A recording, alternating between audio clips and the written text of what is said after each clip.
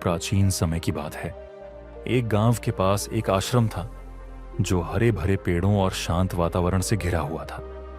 इस आश्रम में एक महान संत अपने शिष्यों के साथ रहते थे। शिष्य न केवल उनके अनुयायी थे बल्कि उनके परिवार का हिस्सा भी थे। संत अपने शिष्यों को जीवन की गहरी शिक्षाओं से परिचित कराते थे।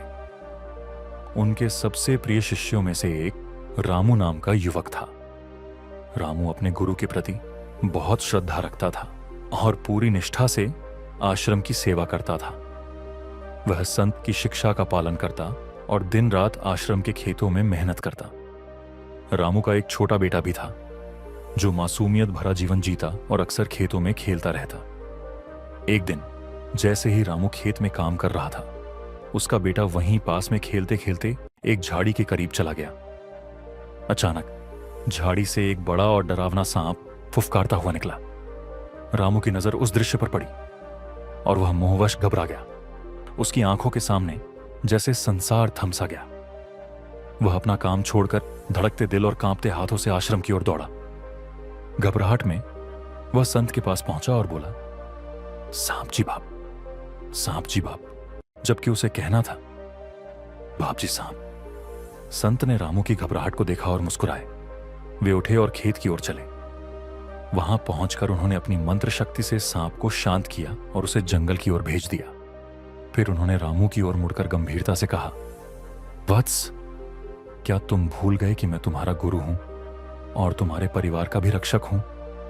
तुम मोहवश अपने बेटे के लिए इतना घबरा गए कि मेरी शक्ति और मेरी उपस्थिति को भूल गए। रामू ने शर्मिंदा होकर सिर झुका लिया। संत ने प्यार भरे स्वर में कहा, मोह तुम्हें अंधा बना देता है। उसने तुम्हारे विवेक को छीन लिया और तुम्हें मेरी शक्ति पर भरोसा करने से रोक दिया।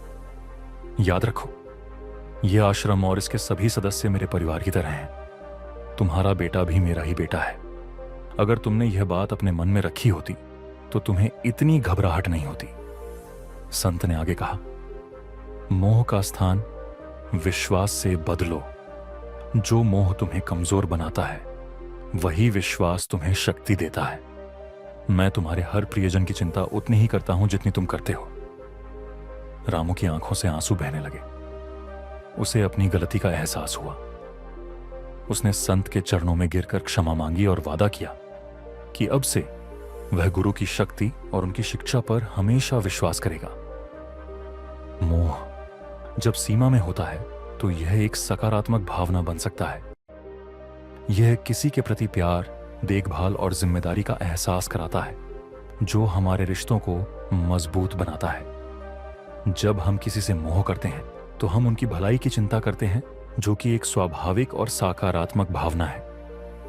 लेकिन जब मोह अत्यधिक हो जाता है तो यह हमें घबराहट, डर और असुरक्षा का शिकार बना सकता है, जैसे रामू के साथ हुआ। इसलिए मोह का सही मात्रा में होना जरूरी है ताकि यह हमें आत्मनिर्भर बनाए, न कि निर्भर। अधिक मोह हमें कमजोर बनाता है और हमारी सोचने की शक्ति को छीन लेता है। मोह के कारण हमारी सोच बहुत संकीर्ण हो जाती है और हम केवल अपनी और अपने प्रियजनों की चिंता करने लगते हैं। रामू की कहानी इस बात का उदाहरण है। जब उसके बेटे के पास सांप आ गया तो वह मोह के कारण घबरा गया और संत की शक्ति को भूलकर अपने बेटे के लिए चिंता करने लगा।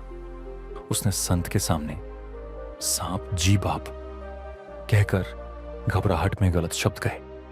उसे यह समझना चाहिए था कि संत उसकी और उसके परिवार की उतनी ही चिंता करते थे जितनी वह खुद करता था। मोह हमारे विवेक को धुंधला कर देता है।